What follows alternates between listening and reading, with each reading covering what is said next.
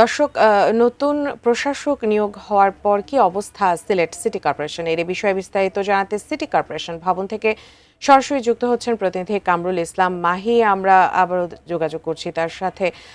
Mahi, নিয়োগকৃত প্রশাসকরা city কর্পোরেশনে mayor ক্ষমতা প্রয়োগ এবং দায়িত্ব পালন করে থাকবেন কতদিন পর্যন্ত, এবং যিনি হয়েছেন সিটি কর্পোরেশনের মেয়র সিলেটে, তার বিস্তারিত একটু আমাদের জানাবেন।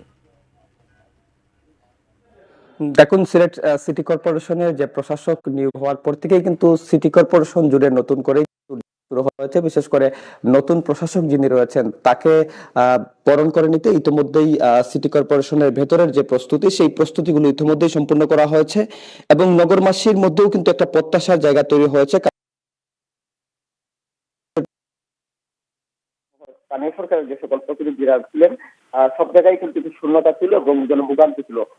সেই বাস্তবতায় কিন্তু একজন রাজনৈতিক নেতাকে যাকে দেওয়া হয়েছে সিলেট জেলা বিএনপির সভাপতি আব্দুল কাইয়ুম চৌধুরী, তাকে প্রশাসক হিসাবে গতকালই তাকে নিয়োগ দেওয়া হয়েছে। তারপর থেকেই আমরা নগরবাসীর কাছে একটি প্রত্যাশার কথা আমরা জেনেছি এবং আব্দুল কাইয়ুম চৌধুরীর সঙ্গেও আমরা যোগাযোগ করার চেষ্টা করেছিলাম। তিনি যেমনটি গণমাধ্যমকে বলছেন যে নগরবাসীর নাগরিক সেবার যে প্রত্যাশার চাহিদা এবং স্বচ্ছতার ভিত্তিতে যে স্থানীয় সরকারের যে এই সেক্টরটি পরিচালনা করার কথা তিনি সেটি নিশ্চিত করেছেন।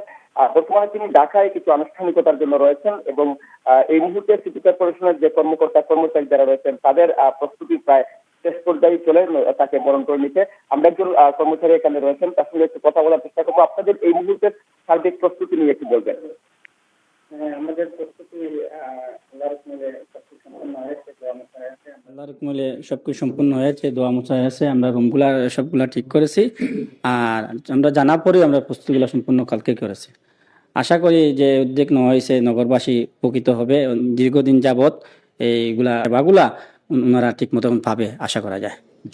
নিশ্চয়ই আপনি জানেন যে সিলেট সিটি কর্পোরেশনের যিনি আগের মেয়র ছিলেন, 5 আগস্টের পর পরিবর্তনের পরেই তাকে অপসারিত করা হয়েছিল। তার পরবর্তীতে সিলেটের বিভাগীয় কমিশনারকে দায়িত্ব দেওয়া হয়েছিল, কিন্তু নির্বাচিত নতুন সরকার আসার পরেই কিন্তু গতকাল সিলেট জেলা বিএনপির সভাপতি আব্দুল কাইয়ুম চৌধুরীকে প্রশাসক হিসাবে নিয়োগ দিয়েছে এবং তার নিয়োগের পর থেকেই কিন্তু জেলা প্রশাসক সিলেট সিটি কর্পোরেশনের যাবতীয় প্রস্তুতি এবং সকল আনুষঙ্গিক কার্যক্রম কিন্তু চলছে। তো এই ছিল এখানকার সর্বশেষ।